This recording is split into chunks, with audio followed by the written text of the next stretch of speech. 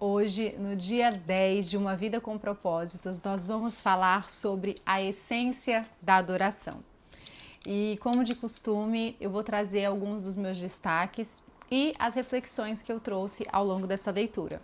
Gostaria de te convidar a curtir, compartilhar com quem você acredita que possa se beneficiar dessa reflexão e vamos a mais um dia.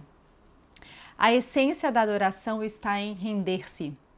Na atual cultura competitiva, se vencer é tudo, render-se é inconcebível.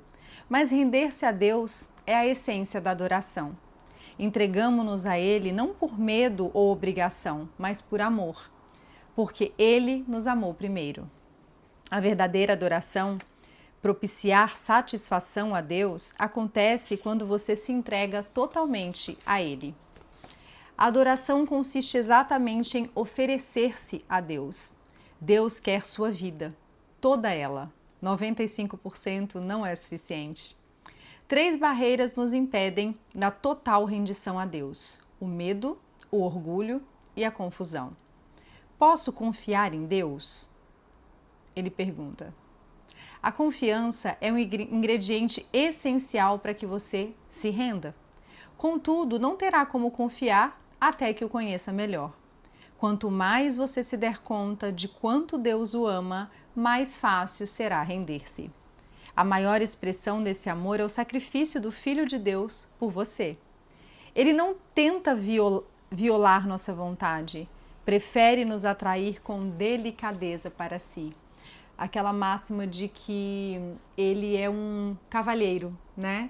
Eis que estou à sua porta e bato. Se abrir, entrarei e cearei contigo. A porta não é forçada. Admitindo nossas limitações. A segunda barreira é o orgulho. Esta é a mais antiga das tentações. Vocês serão como Deus, foi dito. O desejo de ter o controle total é a causa de tanto estresse em nossa vida. Ainda tentamos mandar e meter o bedelho no trabalho que Deus realiza dentro de nós. Eu não sei como é que é para você, mas para mim, essa questão de entregar o controle, tem uma amiga que ela dizia que a gente tem que entregar o controle e não pedir de volta, né? Muitas vezes a gente entrega, mas a gente fica ali querendo competir, fica a todo momento pedindo de volta. Então, é realmente um exercício e um desafio. É quando tentamos ser Deus que acabamos mais parecidos com Satanás, que desejou a mesma coisa. Forte isso, né? Aceitamos nossa humanidade intelectualmente, mas não emocionalmente. Quando nos confrontamos com nossas limitações, reagimos com irritação, raiva e ressentimentos. Quando percebemos que Deus concedeu a outros características que não possuímos, reagimos com inveja, ciúmes e autopiedade. O que significa a rendição? Sacrificar a vida ou sofrer a fim de mudar o que precisa ser mudado. Deus não desperdiçaria a mente que lhe concedeu. Deus não quer ser servido por robôs. Render-se não é suprimir a própria personalidade. Deus quer utilizar as suas características singulares. Eu falo sobre isso, inclusive, na mentoria, quando a gente trabalha a questão da nossa identidade, porque enquanto a gente não sabe, a gente não reconhece as nossas características únicas e especiais, a gente não tem condição de cumprir o nosso propósito, de viver aquilo para que viemos, né? E quanto mais deixamos que Deus assuma o controle sobre nós, mais autênticos nos tornamos, pois foi Ele quem nos fez. Pedro deu um exemplo de rendição. Mestre, esforçamo-nos a noite inteira e não pegamos nada. Mas porque és tu quem está dizendo isto, vou lançar as redes. Quem se entrega a Cristo obedece à ordem de Deus, mesmo que ela pareça não fazer sentido. Aqui a gente precisa pensar que Pedro era um pescador profissional. Ele sabia o que ele estava fazendo, ele conhecia aquele trabalho. Mas ainda assim, ele tentou a noite inteira e não pegou nada. E quando Jesus disse para ele jogar as redes, ele obedeceu porque era ele que estava falando. Renuncie e deixe Deus trabalhar. Você não precisa estar sempre no controle. ele traz entre aspas. Em vez de tentar com mais afinco, confie mais. E quando eu falo que é um desafio, eu realmente me vejo nesse lugar, especialmente quando a gente tende a ser muito... Eu tenho dito até que mais fazedora do que propriamente realizadora, porque às vezes a gente aprende tanto a um ativismo extremo, a fazer o tempo todo, que não necessariamente a gente está super realizando, mas a gente está fazendo. E isso traz uma natural, vamos colocar, necessidade de controle ou busca por um controle. E esse confiar em Deus e entregar se torna de fato um desafio. Mas aí quando ele traz, em vez de tentar com mais afinco, que é o que muitas vezes a gente faz, não, eu vou tentar mais um pouco, eu vou me esforçar um pouco mais. Quantas vezes a gente não age dessa forma, mas confiar efetivamente e entregar a gente não consegue fazer, né?